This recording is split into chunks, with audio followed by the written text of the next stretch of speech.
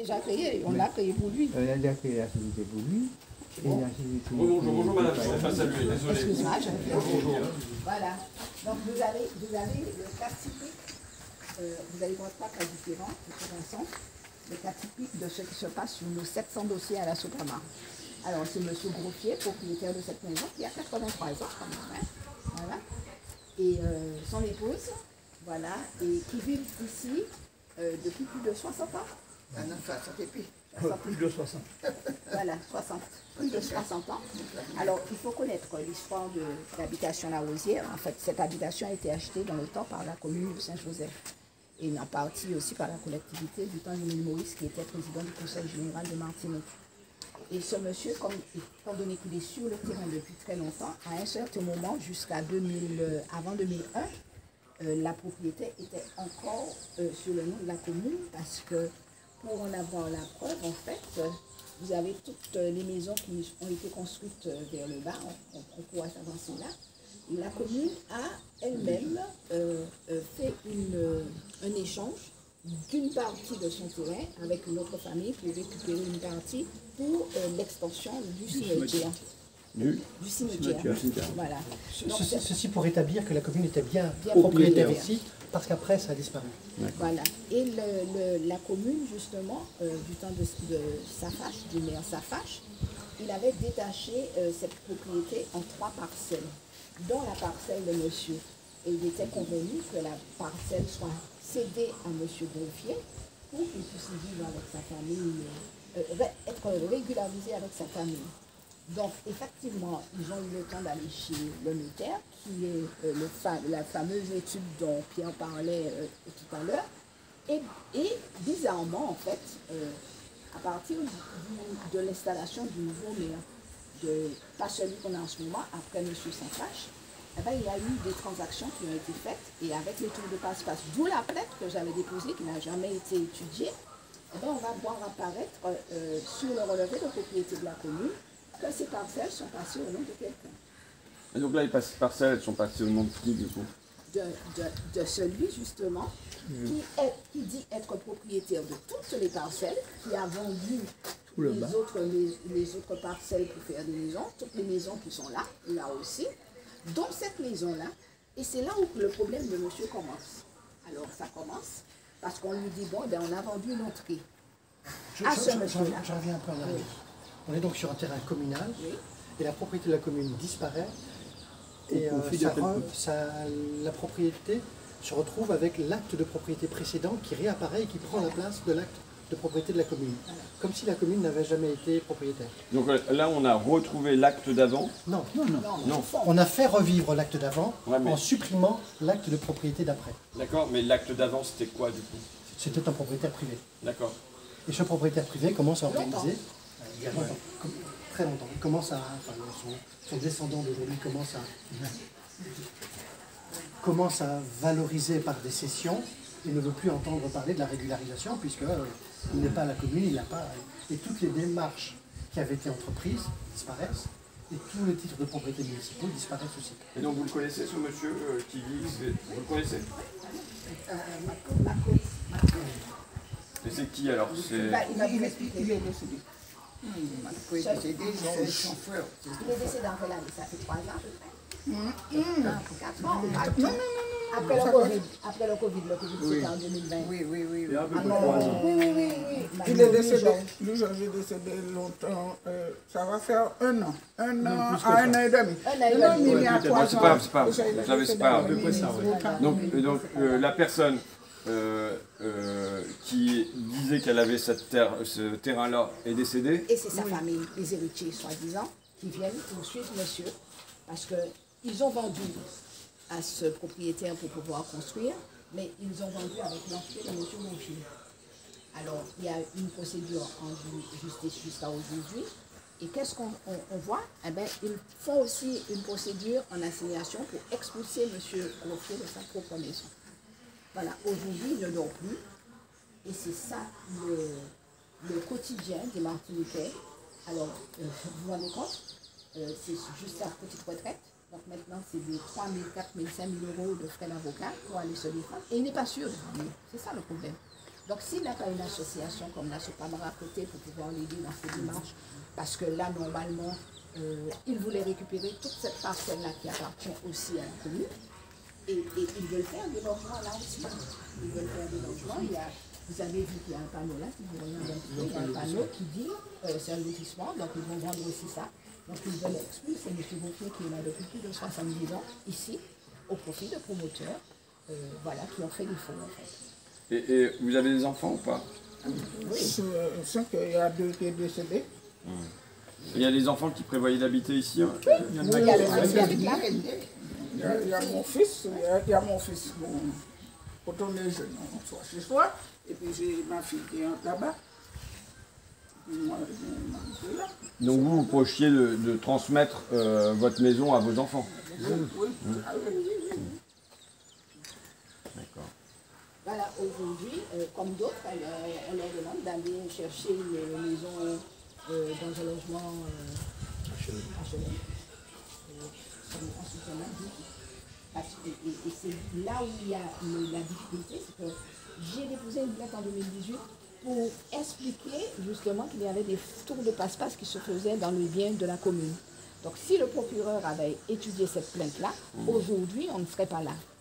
On ne serait pas là. Et là on ne comprend pas. C'est que lui aussi, au-delà de son assignation par les huissiers par rapport à la procédure, même la DEAL, il écrit, on voit la complicité qu'il y a entre nous en Martinique en fait. Parce que la DEAL écrit à ce monsieur sans connaître le dossier, sans rien, tous les deux, il attend du temps, il faudra qu'il cherche un logement. Alors ici, sa maison est partie. Et là où il y a le faux aussi, c'est que c'est en 2007 en fait, avant tout ça, ils nous sortent un titre, comme quoi une société aurait acheté la maison, aurait acheté ici. Alors que M. Beaufayet est le notaire dit qu'il n'y a personne et que la maison est dans un état de délabrement. Regardez. Ah oui, d'accord. Ok. Voilà. Donc c'est ça. Donc vous pouvez regarder là, parce que c'est chez M. Beaufayet.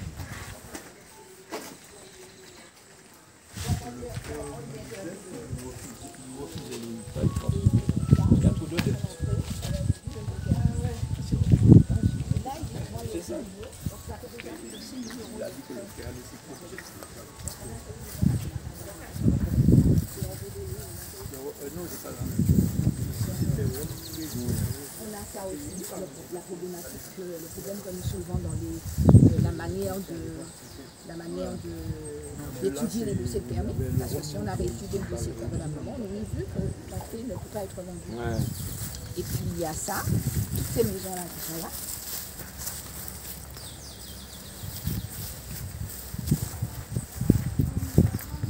En fait, l'idée c'est de faire des lotissements. Et, La seule maison qui normalement devait être là, c'est là où il y a et la mairie. Alors cette dame a laissé en échange de la commune et la commune lui a donné cette parcelle. Et tout ça, ce sont les parcelles de la commune, mais ce n'est pas la commune qui a rendu. C'est le même monsieur qui les... Mais donc le maire, il a dû toucher de l'argent quand même. Oui, bien sûr. L'ancien. L'ancien maire. Et c'est ce que nous dénonçons. Et nous ne comprenons pas comment le procureur, la justice, n'a jamais ouvert ce dossier. Alors, attendez, on va essayer d'interroger monsieur. Oui. Le principal concerné.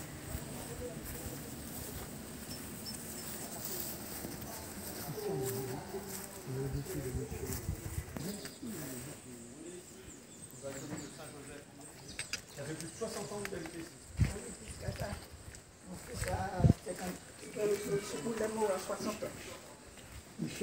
Michel Lowe a 60 ans. Il est né ici. Il est né ici, là. Donc ça fait 60 ans que vous habitez ici? Lui avant moi. Oui, bien Tout sûr. ça, il a travaillé d'abord avant et après son fils est né. Donc il y a plus que ça. Et encore plus. Et sa fille avec moi a 50 ans cette année. Et elle a une fille qui a 52 ans. Donc ça fait plus de 60 ans que vous habitez Oui, ici. plus de 60 ans. Et là, vous recevez un papier qui vous dit vous n'êtes pas chez vous, vous devez partir, on va construire une propriété à votre place. Oui, par ici. Ici. Ah oui. Et qu'est-ce que ça vous a fait quand vous avez reçu ce papier? Moi, j'étais pas là. J'étais au travail, c'était mon... J'ai signé, puis j'ai appelé M. Matko. M. Matko m'a dit de déposer à la mairie. Elle a abordé Mme Matko.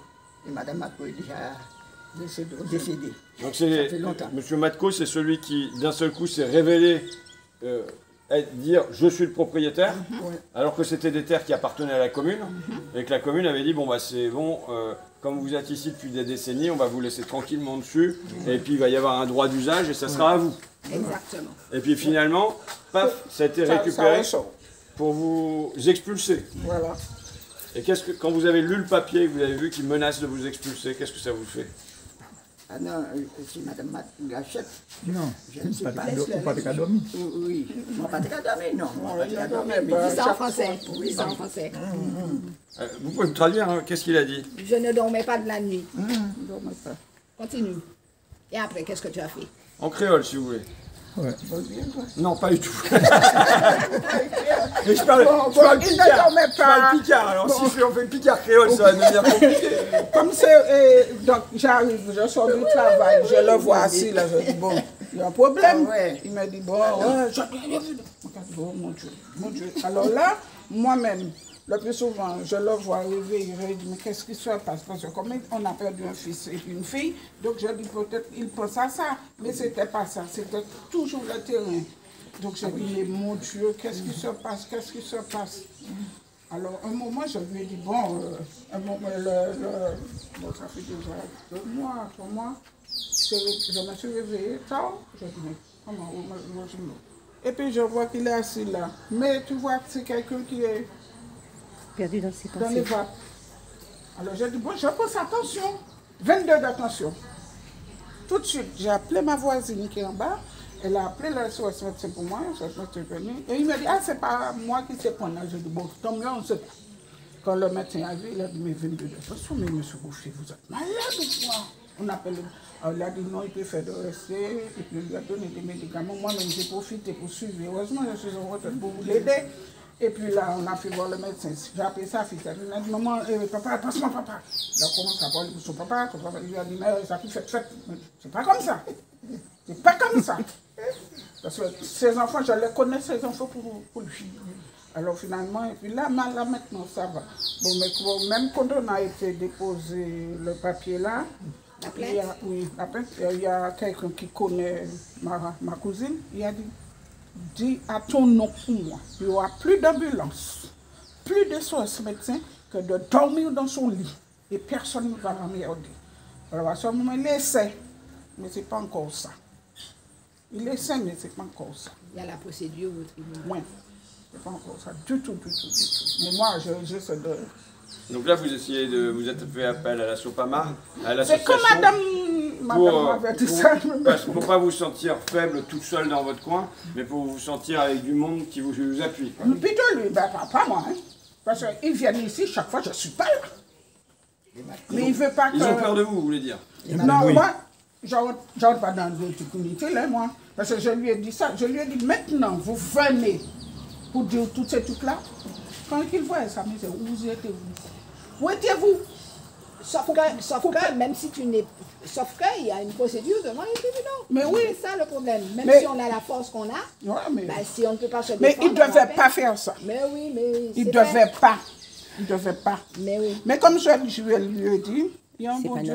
Mais le jour que je pense que Gino sera là toujours pour voir que ces trucs sont réussis. Mais comme je te dis, sincèrement, je vais là, mais je prends.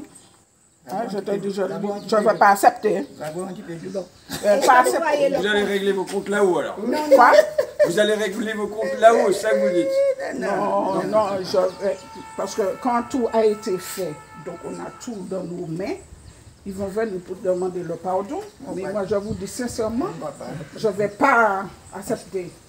Je ne vais pas accepter le pardon. Je vais demander au bon Dieu pardon, mais je ne vais pas accepter.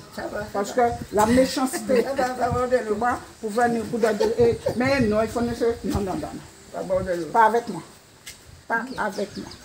Donc là, ça c'est votre cas ici, mais c'est des centaines de personnes, Voilà. voire des milliers. Vous en avez 400 dossiers. Vous avez 400 dossiers, mais ça veut dire qu'il y a peut-être des milliers de personnes, des milliers de familles qui KJM aujourd'hui aussi. sont en menacées d'expulsion parce qu'il y a des promoteurs immobiliers qui sont liés à des élus, qui sont liés à un système et qui fait qu'on les met dehors alors qu'ils habitent sur Les terres. les terres depuis des décennies. Voilà. Quelle est ta retraite? Combien tu touches en retraite? Combien t'as touché? Là maintenant, ça a augmenté. Elle a dit 900 euros. 900 euros. Donc pour nourrir sa famille. Et après, là, il va être obligé de partir au tribunal avec... Mais c'est ça, ça ne devrait pas être arrivé là. Mais je l'attends pour ça. Hein. Ok, très bien. Merci beaucoup à vous. Merci monsieur. Je l'attends pour ça. Monsieur a 83 ans. Oui, il a dit. Ça se voit pas, ça. Mais il ne reste pas sur place. Il est Faites, partout. faites baisser la tension quand même. Vous ne Non, pouvez pas là, faire ça baisser va, la tension, là, je crois que là, la tension ça c'est. va. Là, ça va. C'est moi qui nettoie tout ça. Ah, mais c'est pas à moi, mais c'est moi qui nettoie. Et toutes ces voitures-là, c'est quoi toutes ces voitures-là? Mon fils. Ils travaillent dans la voiture? Bon, ils arrangent, mais quand les jeunes ne viennent pas tout de suite récupérer. Garage, quoi. Mais là, ça sera à moi, ça. C'est un concurrent. Mais ça m'arrange, en fait, ça m'arrange maintenant que ces véhicules soient là parce que c'est une forme de mobilisation et qu'eux, en attendant la décision. Donc, on occupe le terrain en attendant. Parce que c'est tout ça, ça appartient à la commune. Donc, mais eux, ils ont un titre qui dit que c'est à eux. Donc, nous, on essaie de... Le panneau du lotissement, il est devant. J'aurais pu faire la charrière, il va en même temps. Non, mais même là-bas, là, où on voit les plans là. On peut faire en voiture, c'est ça? On part.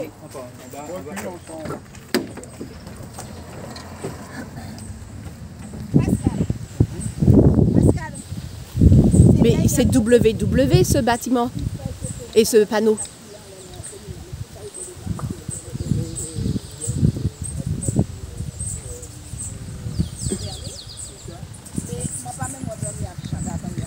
Mais le permis n'a jamais été affiché. Comme ils savent qu'il y a un procès. Ils font juste la publicité. Ça leur permet de vendre... Mais il n'y a pas longtemps qu'ils ont mis ce panneau-là. Et ça fait déjà à peu près un mois. Mais ils n'ont pas de permis, mais il faut... Mais ils n'ont pas encore de permis. Mais ils vendent. Ils vendent, ça sera un bâtiment fantôme comme à Montcalbas. Ils vendent des bâtiments qui n'existent pas. Dans le cas futur d'achèvement.